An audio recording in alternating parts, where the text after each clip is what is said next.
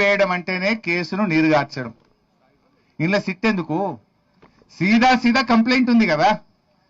అసలు కంప్లైంట్ వచ్చి 4 రోజులైనా ఇప్పటిదాకా ఎందుకు అరెస్ట్ చేయలేదు? డైరెక్ట్ గా ఇప్పుడు మా బీఆర్ఎస్ పార్టీ మా క్రిషాంకో లేకపోతే మా నల్లబాలో రీట్వీట్ చేస్తే రాత్రి 1 గంటగా చెతకపోయినావు కదా. 12 బజే రాత్రి ఇంటికి వచ్చి రీట్వీట్ చేస్తే వాళ్ళేమి రేప్ చేయలే, మర్డర్ చేయలే, డ్రగ్స్ తీసుకోలే. ట్విట్టర్ లో వాళ్ళ అభిప్రాయాన్ని రీట్వీట్ చేసింది అంతే.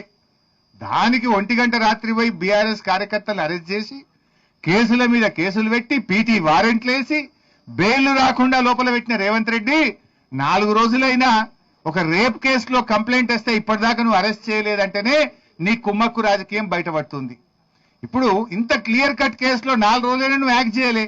ఇప్పుడేమంటున్నావు మళ్ళీ సిట్టు. నువ్వు ఇప్పటికి ఎన్ని సిట్లు వేసినావు? 10 సిట్లు వేసిండు రేవంత్ రెడ్డి. ఒక్క సిట్ అన్నా ఇప్పటికేమైనా రిపోర్ట్ ఇచ్చిందా? నీ 10 సిట్ల రిపోర్ట్లు బయట పెట్టి ఫస్ట్. ఇప్పటిదాకా 10 సిట్లు వేసినావు రేవంత్ రెడ్డి. ఏ సిట్ అన్న తేల్చిందా? ఏ సిట్టు మీద చర్యలు జరిగినాయా? నువ్వు ఇక్కడ కూడా సిట్టు వేయడం అంటే నీరుగార్చడమే కేసును. ఉద్దేశపూర్వకంగా కుమ్మక్కై నువ్వు ఇలా ఈ సిట్టు వేసి కేసును నీరుగార్చే ప్రయత్నం చేస్తున్నావు. లీగల్ ఇస్తాడు. ఇప్పుడు ఇంకోటి ఉంటుంది. నా డౌట్ ఇవాళ ఏంటంటే పార్లమెంట్ ఎన్నికలు రాగానే అప్పుడు సిట్ వేసిండు కదా, ఏది టెలిఫోన్ ట్యాపింగ్ లీకులు వస్తాయి. ఇట్లా అయిందట అట్లా అయిందట, సినిమా యాక్టర్లు అయిందని.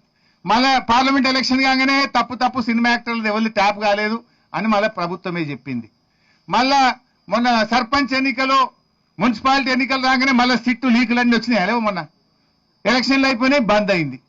ఇప్పుడు బండి సంజయ్ గారిని కాపాడడానికి ఇవాళ పొద్దుకో రేపో మళ్ళీ లీకులు ఇస్తారు. ఇట్లా అయిందట అట్లా అయిందట, ఇందులో A1 ఈయనట, A2 ఈయనట, ఆయన పేరు పెట్టిరట, ఈయన పేరు పెట్టిరట అని రేవంత్ రెడ్డి ఎప్పుడు అవసరం ఉంటే అప్పుడు వాడుకుంటాడు దీన్ని.